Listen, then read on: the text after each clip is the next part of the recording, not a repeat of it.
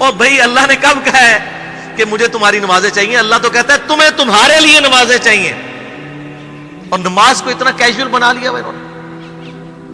صحیح مسلم کے اندر حدیث ہے، آپ صلی اللہ علیہ وآلہ وسلم نے فرمایا بندے کے کفر اور اسلام کے درمیان فرق ہی نماز ہے۔ جو نماز پڑھتا ہے وہ مسلمان ہے، اور جو نماز نہیں پڑھتا وہ پاکستان کے شناختی کارڈ میں مسلمان ہے، اللہ کی ڈیفینیشن میں وہ عملاً کافر ہے۔ صحیح مسلم انٹرنیشنل نمبرنگ کے مطابق 246 نمبر حدیث ہے، آپ جا کے پی ڈی ایف کھول لیں اسلام 360 میں، جا کے 246 نمبر حدیث صحیح مسلم کتاب الایمان چیپٹر میں کھول کے دیکھ لیں کہ بندے کے کفر اور اسلام، شرک اور اسلام کے درمیان فرق ہی نماز ہے۔ آپ بے شک اپنے آپ کو مسلمان کلیم کرتے رہے، لیکن وہ شناختی کارڈ والا مسلمان ہے، نکاح طلاق والا مسلمان ہے، اس کا جنازہ بھی پڑھ دیا جائے گا، پیدا ہوگا اذان بھی دے دی جائے گی، اللہ کے حضور وہ مسلمان نہیں ہے، وہ بس کلمے کا ہی ہم احترام کرتے ہیں، ادروائز تو عملاً کافر ہے وہ۔ اسی طریقے سے جامعہ ترمذی میں حدیث ہے، سنن نسائی کے اندر حدیث ہے، سنن ابن ماجہ کے اندر حدیث ہے کہ آپ صلی اللہ علیہ وآلہ وسلم نے فرمایا جس نے نماز چھوڑ دی گویا اس نے کفر کیا، من ترک الصلاۃ متعمدا فقد کفر۔ اب اس سے زیادہ اور کیا سخت بات کی جائے کہ کسی کو یقین آئے کہ جس نے جان بوجھ کے نماز چھوڑ دی اس نے کفر کیا۔ اب جان بوجھ کے یہ نہ سمجھیے گا کہ جی میں بال بچیاں دے وہ کمائی کرتا رہنا تھا منو ٹائم نہیں ملتا۔ جان بوجھ کی ڈیفینیشن بھی نبی علیہ السلام نے بخاری اور مسلم میں موجود ہے کہ اگر کوئی شخص بے ہوش ہو جاتا ہے یا سویا رہ جاتا ہے، یہ دو آپشنز ہیں، یا تیسرا آپشن ہے وہ بھول جاتا ہے، تو جیسے یاد آئے اسی وقت وہ والی نماز پڑھ لے۔ لیکن جو شخص دنیا کو ٹاپ پرائورٹی مانتا ہے، اپنا آفس چھوڑنے کے لیے تیار نہیں، اپنا کلینک چھوڑنے کے لیے تیار نہیں ہے، اور اپنی دکان چھوڑنے کے لیے تیار نہیں ہے نماز کے لیے، تو ظاہر ہے کہ وہ تو اپنے آپ کو دھوکہ دے رہا ہے۔ اللہ تعالیٰ تو اپنے معاملات کے اندر بالکل اسٹریٹ فارورڈ ہے، بالکل یہ ذہن میں رکھ لیں۔ جامعہ ترمذی میں صحیح سند کے ساتھ موجود ہے، عبداللہ بن شفیق تابعی رحمہ اللہ تعالیٰ کہتے ہیں کہ صحابہ کرام علیہم رضوان صرف نماز کے چھوڑنے کو ہی اعمال میں سے کفر سمجھتے تھے، یعنی وہ کسی کو نماز پڑھتا ہوا دیکھتے تھے تو کہتے تھے یہ مسلمان ہے، اور کسی کو نماز پڑھتا ہوا نہیں دیکھتے تھے تو وہ کہتے تھے یہ کافر ہے۔ یہ جامعہ ترمذی ہے، یہ کوئی سٹوری بک نہیں میں سنا رہا آپ کو۔ مسند احمد میں صحیح سند کے ساتھ حدیث ہے، نبی صلی اللہ علیہ وآلہ وسلم نے معاذ ابن جبل سے فرمایا معاذ اللہ کے ساتھ کسی کو شریک نہ ٹھہرانا، خواہ تمہارے ٹکڑے ٹکڑے کر دیے جائیں، تمہیں سولی پہ چڑھا دیا جائے، تمہیں آگ میں جلا دیا جائے، اللہ کے ساتھ کسی کو شریک نہ ٹھہرانا، اور معاذ نماز بھی نہ چھوڑنا، کیونکہ جس نے نماز چھوڑ دی اللہ تعالیٰ کے ذمہ کرم سے وہ نکل گیا، اللہ کے حضور اس کے لیے کوئی حصہ نہیں ہے جس نے نماز چھوڑ دی۔ کتنا کرٹیکل ایشو ہے۔ اور اسی طریقے سے مسند احمد میں ہی ایک اور حدیث ہے کہ آپ صلی اللہ علیہ وآلہ وسلم نے فرمایا جس شخص نے اپنی زندگی میں نماز کی حفاظت کی، قیامت والے دن وہ نماز اس کے لیے نور ہوگی، نجات ہوگی، اور اس کے حق میں دلیل ہوگی، اور جس نے نمازوں کی حفاظت نہیں کی اس کے لیے قیامت والے دن کوئی نجات، کوئی نور اور کوئی دلیل نہیں ہوگی، الٹا اس کا حشر قارون، فرعون اور ابی ابن خلف کے ساتھ ہوگا، والعیاذ باللہ تعالی۔ یہاں تو ہم کہہ دیتے ہیں یا اللہ جو کچھ بھی ہے تیرے محبوب کی امت سے ہے، یعنی یا اللہ ہم نے تو اپنی اصلاح کوئی نہیں کرنی، ہمیں اسی طریقے سے ہی قبول کر لیں، والعیاذ باللہ تعالی۔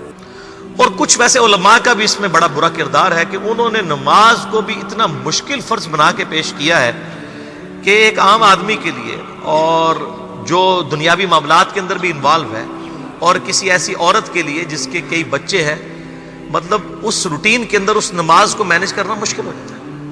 ہمیں تو عشاء کی صرف 17 رکعتیں بتا دی گئی ہیں، حالانکہ 24 گھنٹے کے اندر ٹوٹل نماز کی رکعتیں 17 ہیں جن کی اکاؤنٹیبلٹی ہے۔ اور میں یہ بڑے یعنی وثوق کے ساتھ ایک ذمہ دار مبلغ کی حیثیت سے یہ بات کر رہا ہوں۔ آپ صحیح بخاری اور صحیح مسلم کھول کے دیکھ لیں، فرض نمازوں کی تعداد جو ہے وہ 5 آئی ہے، اور ان کی رکعتوں کی تعداد بھی بیان ہو گئی ہے۔ فجر کے 2 فرض، ظہر کے 4 فرض، عصر کے 4، مغرب کے 3 اور عشاء کے 4، اور سفر میں سارے 2 فرض ہیں، مغرب کے 3۔ یہ ٹوٹل 17 رکھتے ہیں جن کی اکاؤنٹیبلٹی، باقی جنہ گڑ پاؤ گے انہ میٹھا، وہ ساری نفلی عبادت ہے۔ وہ بخاری اور مسلم دونوں میں حدیث ہے، جس نے فرض کے علاوہ 12 رکعتوں میں استقامت کی اور وہ 12 رکعتیں آپ صلی اللہ علیہ وآلہ وسلم نے پڑھ کے بھی بتائیں.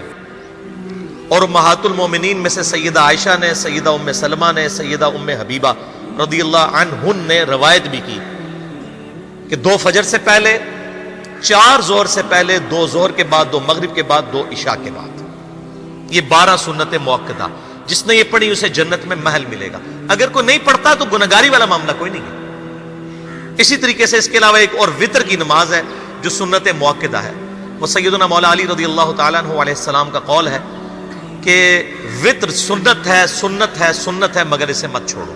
ہے سنت ہے لیکن تاکیدی ہے. آپ صلی اللہ علیہ وآلہ وسلم نے سفر میں بھی وطر اور فجر کی 2 سنتیں پڑھی ہیں، لیکن یہ صرف افضلیت کے اعتبار سے تاکیدی ہیں، ان کی کاؤنٹیبلٹی کوئی نہیں ہے. البتہ یہ ضرور ہے، سنن ابی داؤد میں ایک حدیث ہے کہ جس کی قیامت والے دن فرضوں میں کوتاہی نکل آئے گی تو اللہ تعالیٰ فرمائے گا میرے بندوں کی جو نفلی اور سنت عبادت ہے اس کو تول لو اور فرضوں کے ایکویلنٹ قبول کر لو. تو آپ اگر یعنی سنتیں پڑھیں گے تو اس کے ایکویلنٹ نفلوں کی کوتاہی پوری ہو جائے گی، ادروائز اکاؤنٹیبلٹی اس کی کوئی نہیں ہے. یہ ذہن میں رکھیے گا. صحیح بخاری اور مسلم دونوں میں حدیث موجود ہے. ایک صحابی آئے، انہوں نے کہا یا رسول اللہ صلی اللہ علیہ وآلہ وسلم میں جنت میں جانا چاہتا ہوں، مجھے کوئی شارٹ کٹ بتا دیں. آپ صلی اللہ علیہ وآلہ وسلم نے فرمایا اسلام لانے کے بعد نماز، فرض نماز کو قائم رکھ. پھر فرمایا فرض زکوٰۃ ادا کر، فرض روزے دے، روزے جو ہیں وہ ان کو ادا کر اور روزے رکھ. حج اس وقت فرض نہیں ہوا تھا، وہ زندگی میں ایک بار ہے. تو اس نے کہا یا رسول اللہ صلی اللہ علیہ وآلہ وسلم جتنا آپ نے مجھے بتایا نہ میں اس میں ایڈ کروں گا نہ اس میں سے کوئی چیز مائنس کروں گا. اور یہ کہہ کے وہ چلا گیا. آپ صلی اللہ علیہ وآلہ وسلم نے فرمایا اگر کسی نے کسی جنتی شخص کو دیکھنا ہے تو اس کو دیکھ لو جو یہ کہہ کے گیا کہ میں فرض نماز سے زیادہ کوئی نماز نہیں پڑھوں گا، صرف فرض روزہ ہی رکھوں گا، فرض زکوٰۃ ہی دوں گا. اب روزہ اور زکوٰۃ میں تو ہمارے علماء کو اور عام پبلک کو بھی جو دیندار لوگ ہیں ان کو ہضم ہوتی ہے کہ کوئی شخص یہ نہیں کہتا کہ بھئی پیر اور جمعرات کا روزہ. صحیح مسلم میں حدیث ہے کہ آپ صلی اللہ علیہ وآلہ وسلم کے نفلی روزوں کی یہ روٹین تھی. کوئی آپ کو یہ نہیں کہے گا کہ جس نے جمعرات اور پیر کا روزہ نہ رکھا اس کے رمضان کے روزے ہی قبول نہیں ہوں گے. کوئی کہتا ہے؟ کیونکہ ان کو پتہ وہ نفلی ہے. اسی طریقے سے زکوٰۃ تو صرف 2.5% ہے نا، باقی تو نفلی صدقات ہیں جتنے مرضی دیں. کوئی شخص نہیں کہتا کہ نفلی صدقہ نہ دیا تو آپ کی زکوٰۃ بھی قبول نہیں ہوگی. الٹا یہ کہتے ہیں وہ بس جی زکوٰۃ دے لو تو باقی سارا مال پاک ہے. لیکن جب فرض نماز کی باری آتی ہے تو اس وقت وہ 12 رکھتے بھی سنت موقدہ بیچ میں گھسیٹ دیتے ہیں. وہ بھی صرف فضیلت ہے. ٹوٹل 17 رکھتے ہیں، 2 فجر کی، 4 ظہر، 4 عصر، 3 مغرب، 4 عشاء. یہ میں کو اپنے لیے گراؤنڈ نہیں بنا رہا، میں تو الحمدللہ اس کے علاوہ بھی نفلی عبادت کرتا ہوں. لیکن میں بتا رہا ہوں خدا کے لیے لوگوں کو دین ایسا مشکل نہ پیش کریں کہ جو نبی علیہ السلام نے امت کو وہ دین نہیں دیا ہوا. اپنی مرضی سے انجیکٹ نہ کریں دین، لوگوں کے لیے مشکلات نہ کھڑی کریں، ان کو فرض نماز تک رکھیں. پھر انشاءاللہ کئی لوگوں کو میں نے اس نے نماز شروع کروائی، انہوں نے سنت نماز بھی، نوافل بھی شروع کر دی ہیں. لیکن آپ کم از کم وہ ڈیٹم لیول تو اچیو کروائیں لوگوں کا. لیکن فرض نماز کی باری آتی ہے کہتے ہیں جی سنتے بھی حصہ ہے. کہاں سے میرے بھائیوں حصہ ہے؟ وہ 17 رکھتے ہیں، سنتیں پڑھیں گے ثواب ہے، نہیں پڑھتے گناہ کوئی نہیں ہے. تو کم از کم فرض تو ادا کریں. اس کے لیے آپ کو ٹوٹل 24 گھنٹے میں میرے خیال ہے 40 منٹ بھی نہیں چاہیے فرض پڑھنے کے. تو اس کے اوپر تو استقامت کم از کم ہم اختیار کریں.